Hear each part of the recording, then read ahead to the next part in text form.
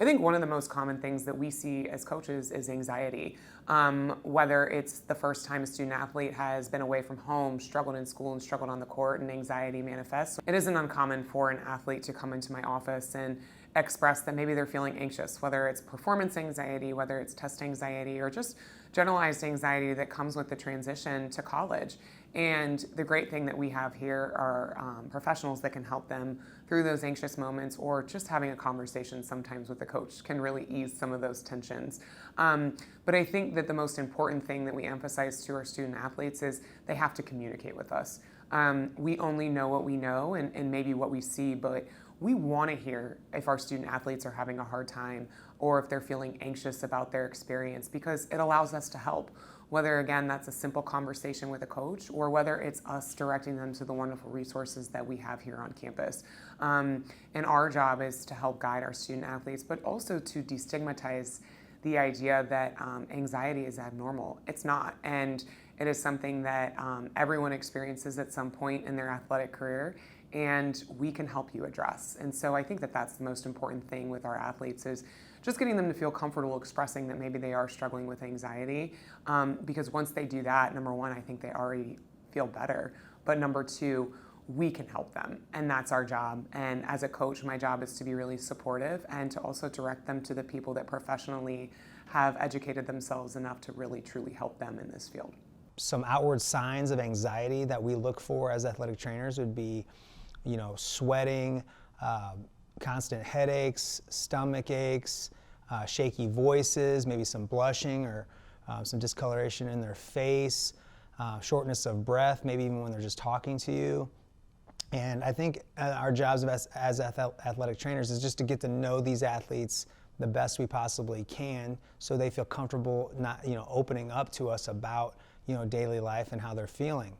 Oftentimes, the relationship between an athletic trainer and a student athlete is good enough, or should be good enough, for you to just ask basic questions about how life's going, how their classes are going, how's, obviously, just overall, how are they doing, and open up that door of communication. And if an athlete is willing to give away that information and want to talk a little bit about what they're struggling with, or if they're dealing with anxiety, that's a great first step.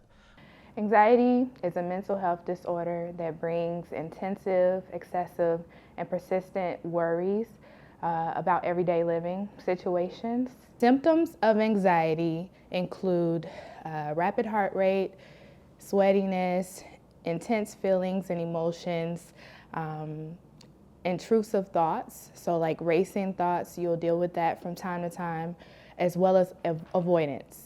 A lot of times we see individuals who struggle with anxiety, they deal with avoiding commitments or certain responsibilities. When I'm seeing a student who struggles with anxiety, I tend to assess their levels of anxiety, and then I also ask them to pinpoint when they're experiencing those feelings the most.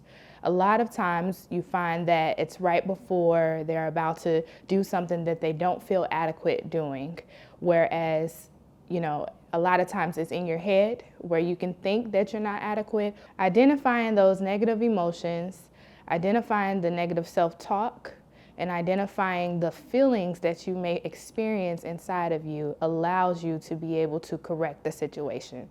So you have to encourage yourself and affirm yourself that you are able to do whatever you're setting out to do. And the longer you avoid it, the more anxious you become. Ways to help with your anxiety and your anxious mood is by doing deep breathing. Deep breathing always helps because you're able to slow the heart rate down. You're able to really focus in and be mindful as to what's bringing those anxious feelings in the moment. So you can take a deep breath for 4 seconds, hold it for 4 seconds, and release the breath for 10 seconds, which allows you to slow the heart rate down and to be able to ground yourself into what's actually happening in the moment rather than being lost in your intrusive thoughts. My favorite coping skill with anxiety is affirming yourself. What is going on in your mind is not reality. So as you are dealing with the anxious thoughts, understand that if you were a little bit more compassionate with yourself, you'll be surprised as to what you can overcome and how you can perform. We're talking in this video about anxiety, and one thing about anxiety that I think is hard for everyone is that anxiety isn't always a bad thing. Anxiety makes us do things. So if we're worried about a test or we're worried about a game, we're going to do things to prepare ourselves for that. So we're going to study for that test so that we feel prepared, or we're going to take extra practice or do extra work to make sure that we're ready for a game. And that is when anxiety is helpful to us. When anxiety becomes more of a diagnosis or an issue for student athletes or students in general, it's when it starts to inhibit their ability to do things. So if they have a big test coming up that they're anxious about, and instead of studying for that test, they find that they feel so overwhelmed that they can't open the book. They don't even know where to study for it. They don't even know how to begin, and maybe they don't even want to get out of bed to do those things. Same thing when it comes to their athletics. If they used to use maybe their sport as a stress relief, maybe they would go for a run or shoot baskets when they were feeling nervous. Now the thought of doing those things is very nerve-wracking, because what if they mess up? What if the coach is upset with them that they don't want to come to practice, and they start to either avoid doing things with the team or avoid doing some of the work that they need to, whether that's because they start feeling ill or just feeling really nervous about it.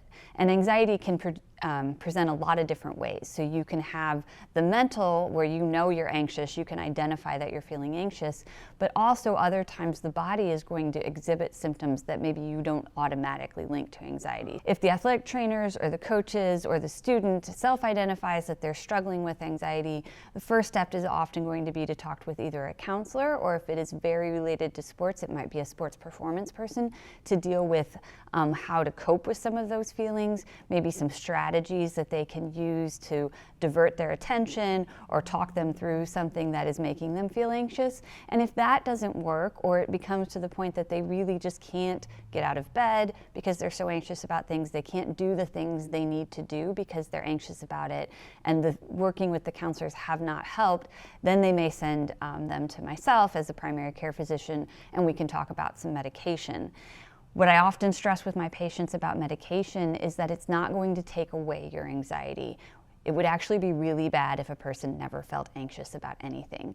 What it is going to do is kind of increase your threshold of being able to deal with some of that anxiety and still be able to use it to your benefit rather to your detriment. So we're trying to increase that level of anxiety that you can still operate under, and that will help you to get through what you need to do, whether that's in the academic world or the athletic world.